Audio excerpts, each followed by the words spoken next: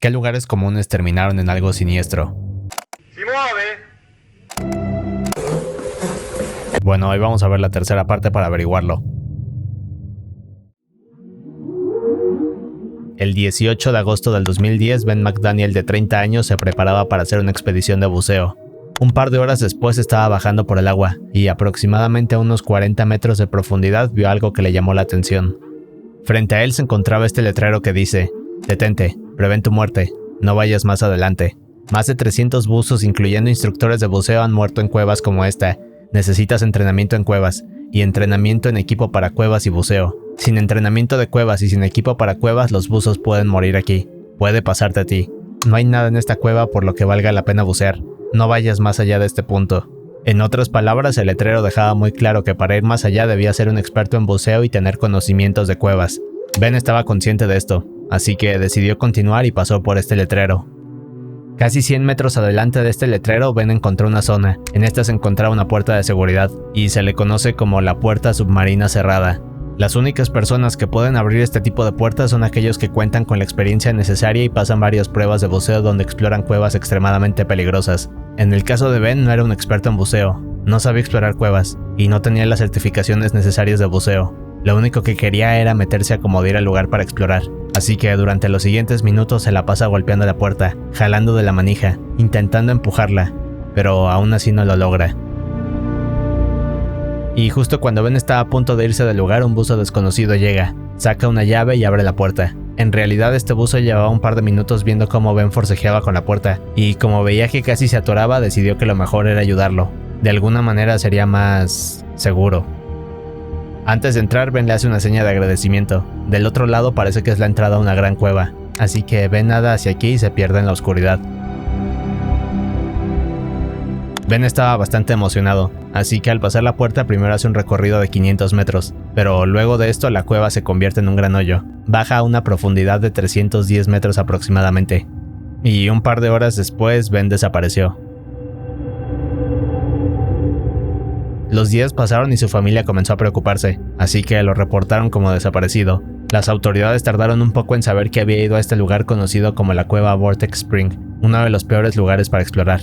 Al entrar a esta cueva todo parece normal, pero en cuanto llegas a esta sección que parece un hoyo puedes ver que hay huecos, grietas y pequeños túneles que llevan a secciones desconocidas. De hecho, solo el 30% de este lugar está mapeado. Además de esto, para atravesar por estos huecos y grietas debes quitarte el equipo de buceo, arrastrarlo poco a poco con tus manos y nuevamente ponértelo. Todo esto mientras debes alumbrarte con una linterna.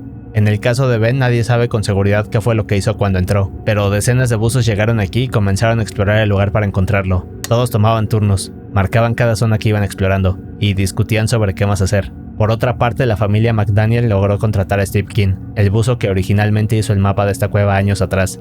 En total, Steve se metió 7 veces a la cueva, pero aún así no pudo encontrar a Ben. Además de esto, la policía mandó a traer helicópteros y formó todo un equipo de tierra, esto para buscar a Ben en caso de que estuviera en los alrededores de esta zona. Y finalmente, y luego de horas explorando, lograron encontrar algo. Mientras en tierra buscaban a Ben, uno de los buzos se encontró con 2 de los tanques de oxígeno de Ben. Desgraciadamente jamás encontró su cuerpo, y horas después las autoridades se rindieron. Actualmente el cuerpo de Ben sigue extraviado ahí, en alguno de los túneles de esta cueva. Se cree que está en una parte no documentada, y como el lugar sigue abierto al público es cuestión de tiempo antes de que algún buzo se encuentre con sus restos. Y esta es una de las fotos de Ben en su traje de buceo.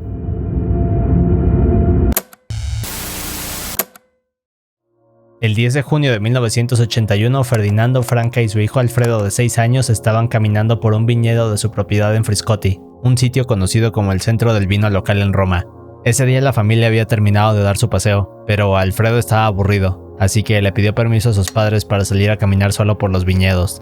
Esto no era algo fuera de lo normal, así que Ferdinando le dijo que estaba bien y que lo vería en un rato. Más tarde, a eso de las 7 p.m, Ferdinando estaba caminando por su casa cuando se le hizo extraño no ver a su hijo.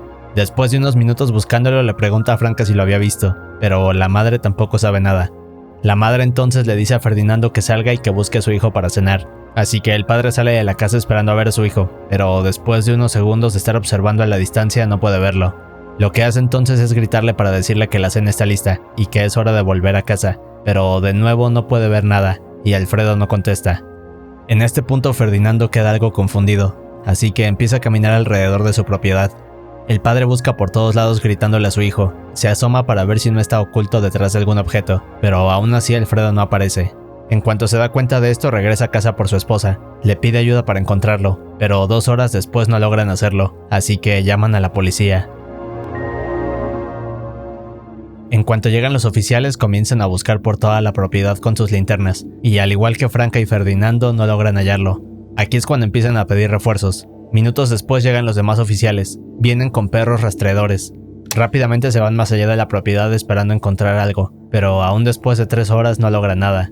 Nadie entiende lo que está pasando, y en este punto ya son más de las 12 de la noche, así que llaman a los bomberos para tener más ayuda. Minutos después, uno de estos bomberos se encontraba caminando alrededor de la propiedad de Ferdinando, y de repente se encuentra con algo curioso. Resulta que cerca de la casa de Ferdinando había un pequeño hoyo en el suelo. En realidad el hoyo era un pozo ilegal, y este lo había construido el vecino, solo que nadie sabía de esto. Resulta que este tipo de prácticas eran algo normal en esos años. Es decir, que si hacías uno de estos pozos ilegales y encontrabas algo, entonces debías reportarlo a las autoridades, pero si no, entonces debías rellenarlo con tierra nuevamente. Bueno, pues cuando el bombero vio esto, rápido se agachó. Comenzó a gritar el nombre de Alfredo. Al principio no escuchó nada, así que decidió intentarlo una vez más, y casi inmediatamente logró escuchar la voz de Alfredo gritándole a su madre. Al parecer Alfredo había caído accidentalmente en este hueco. Nadie sabía qué tan abajo estaba el niño, y en realidad el hoyo tenía una profundidad de 80 metros.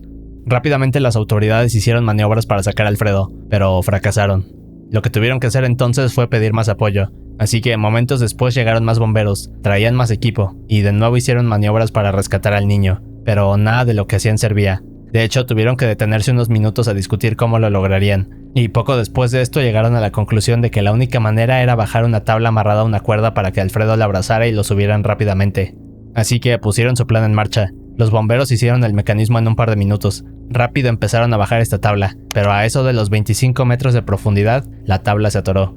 Hacían todo lo posible por regresarla, pero la forzaron tanto que finalmente quedó atorada a esa profundidad y la cuerda se rompió. En otras palabras, la tabla ahora bloqueaba una gran parte del hoyo, lo que hacía que el trabajo de rescate se volviera mucho más complicado. Después de esto, las horas pasaron. Intentaban hacer todo lo que podían. Nadie sabe qué pasaba por la cabeza de Alfredo en estos momentos, pero seguramente estaba muy asustado.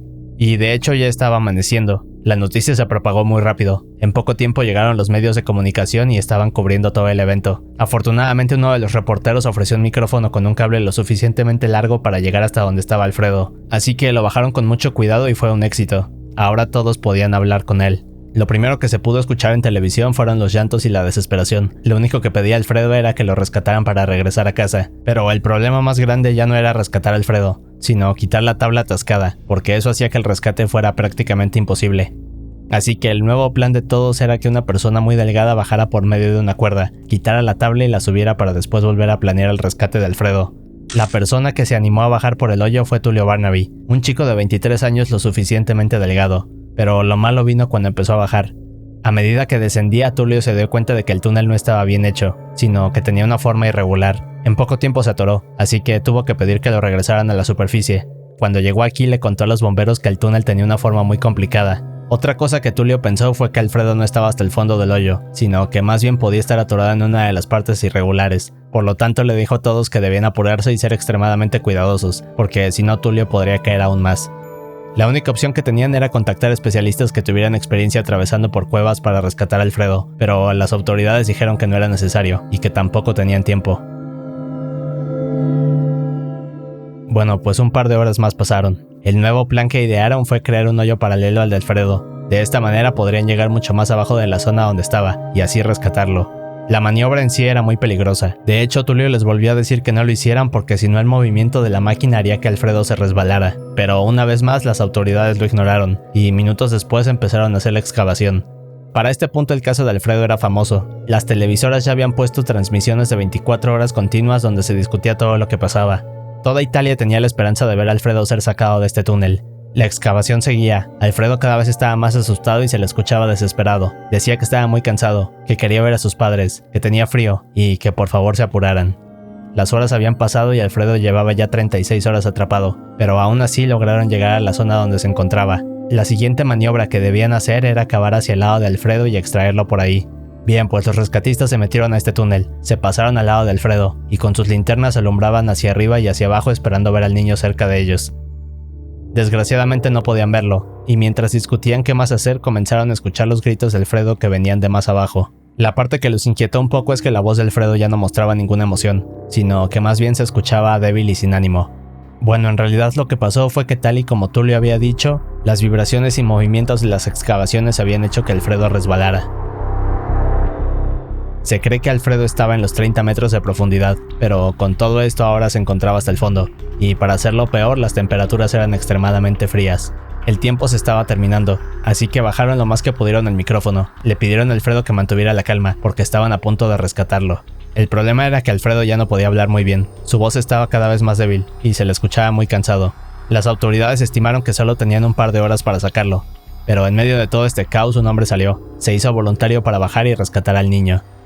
En pocos minutos lograron bajarlo, y afortunadamente pudo llegar a la parte donde estaba. Cuando todos escucharon esto estaban emocionados, lloraban de felicidad, pero en eso este hombre les dijo que no podía sacar a Alfredo. Aparentemente la parte donde Alfredo estaba se había convertido en lodo. Este le llegaba poco arriba de la cintura, así que por más que intentaba jalarlo era imposible.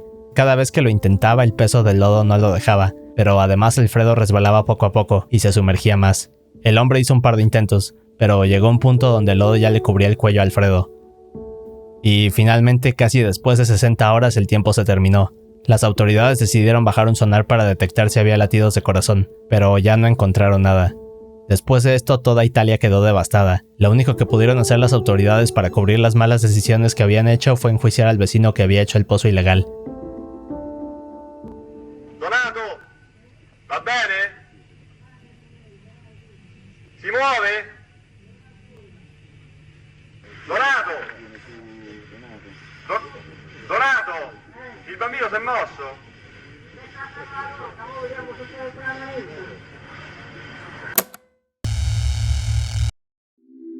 En 1978, una chica llamada Bridget, de 16 años, esperaba en su casa a que un chico pasara por ella para ir al baile de graduación. Bridget estaba algo insegura de ir porque realmente no se llevaba bien con este chico. Esto porque era conocido por ser muy nervioso, callado y bastante tímido con las demás chicas. Bridget sabía que su cita seguramente no sería tan romántica como la de sus amigas, y probablemente también sería incómoda.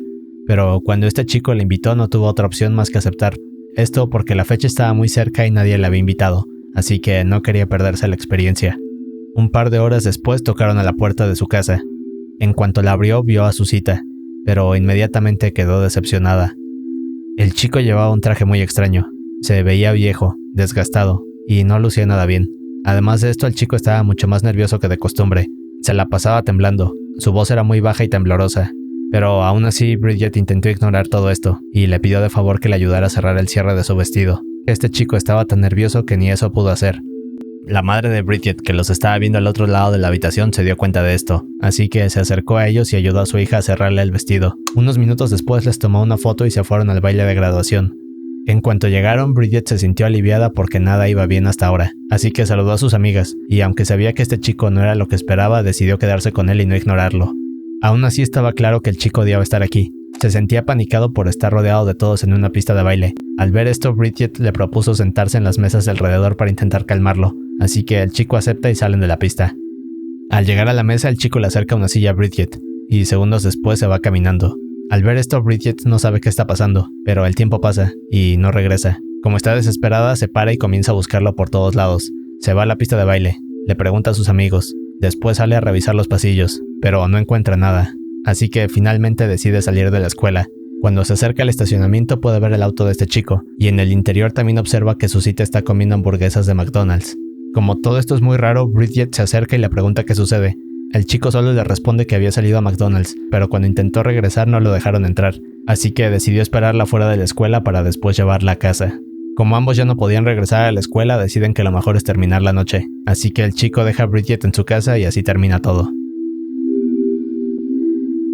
Después pasan un par de semanas. Bridget no había visto ni oído nada acerca de él, pero un día de la nada recibe una llamada. En la llamada está su cita de aquel día. Le dice que hará una fiesta y que está invitada. Al escuchar esto, Bridget se sorprende, pero aún así acepta ir. Un par de días después llega a la fiesta, pero inmediatamente se da cuenta de que fue un error. Para empezar, en el lugar no había nada. No había música, no había comida y tampoco había gente. De hecho, solo eran 3 personas. No hacían nada más que platicar. El ambiente era bastante incómodo, pero aún así se puso más extraño. Un par de horas después de todo esto, el chico propuso hacer un ritual para comunicarse con demonios. En este punto, Bridget estaba asustada, así que lo único que pudo hacer fue despedirse, y no volvió a ver jamás a este chico. 13 años después de esto, y ahora en 1991, Bridget despertó para empezar su día como siempre, así que encendió la tele, puso las noticias, e inmediatamente se encontró con una fotografía de ese chico que la llevó a la graduación hace años. Resulta que en realidad este niño era Jeffrey Dahmer, uno de los asesinos seriales más famosos de la historia. Lo que estaban pasando en las noticias era un reportaje acerca de cómo la policía había logrado atraparlo, así que al ver esto Bridget no podía creerlo. Pero meses después, mientras la investigación de Jeffrey avanzó, más y más cosas oscuras salieron a la luz. Es uno de los casos más siniestros en la historia, y esta foto es la que la madre de Bridget les tomó momentos antes de ir a la graduación. Días después de esta foto, Jeffrey asesinaría a su primer víctima, y comenzaría con todos sus crímenes.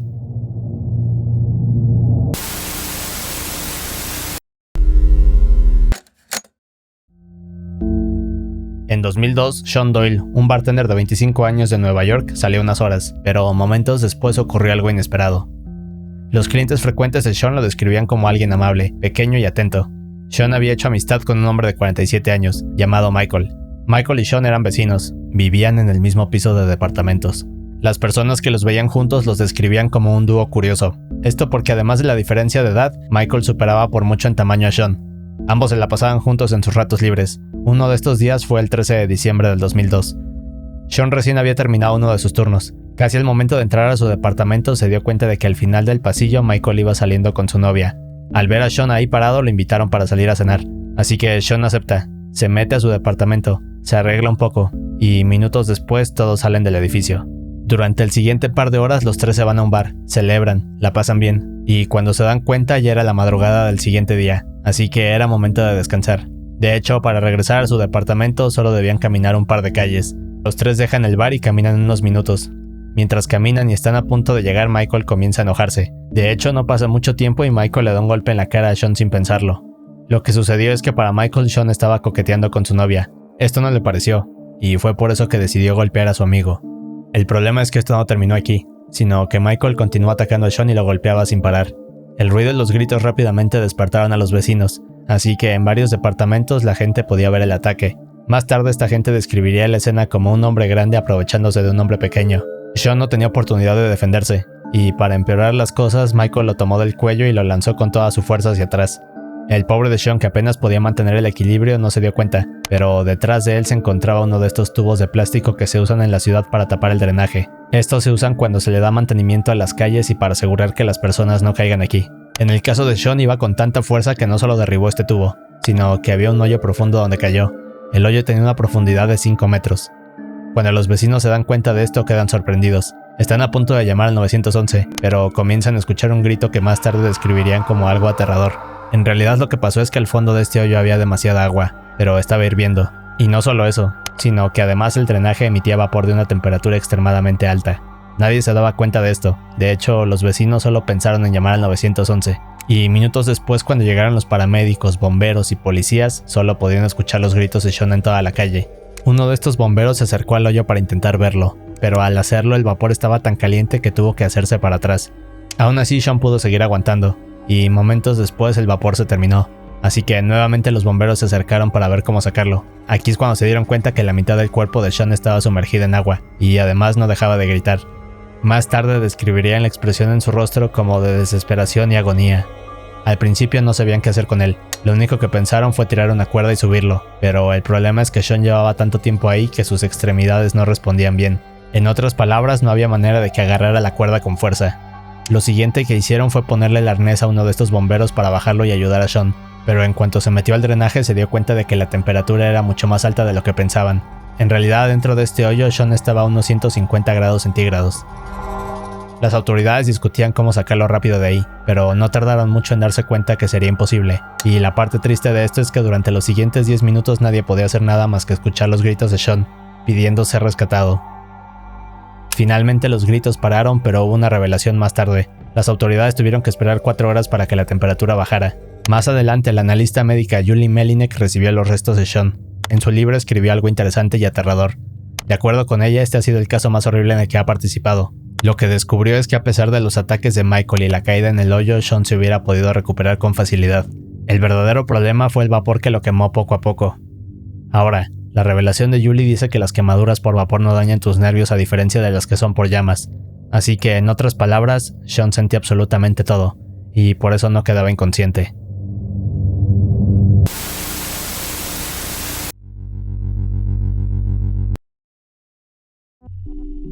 Hace unos años un grupo de exploradores urbanos se metió a una zona para investigarla. Minutos después, cuando caminaban, se encontraron con una cámara vieja, pero un par de horas adelante y cuando regresaron a su casa vieron el metraje que estaba guardado aquí.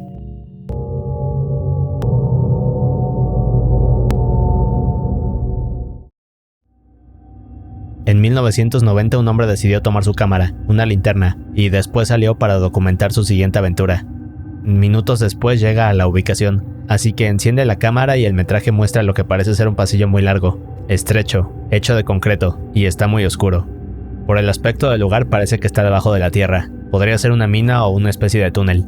En el video no se ve mucho, de hecho parece que no hay nada importante, así que la exploración continúa.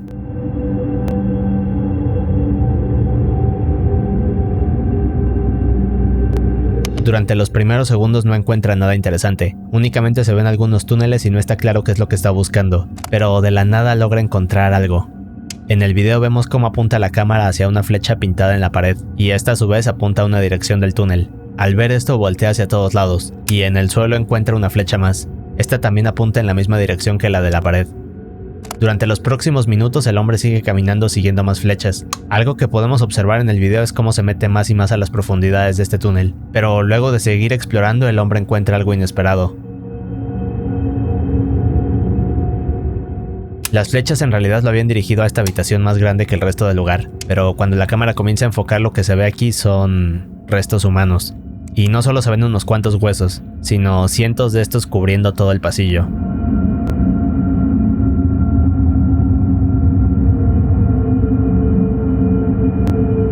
En el video el hombre se mantiene tranquilo y sigue documentando. De hecho, en este punto del metraje ya llevaba grabado casi 40 minutos. En otras palabras, esto quiere decir que estaba muy adentro en lo que sea que fuera este túnel, pero aún así no le importa, solo sigue grabando y haciendo unas tomas de los huesos. Momentos después comienza a caminar, y las flechas continúan por todo el camino.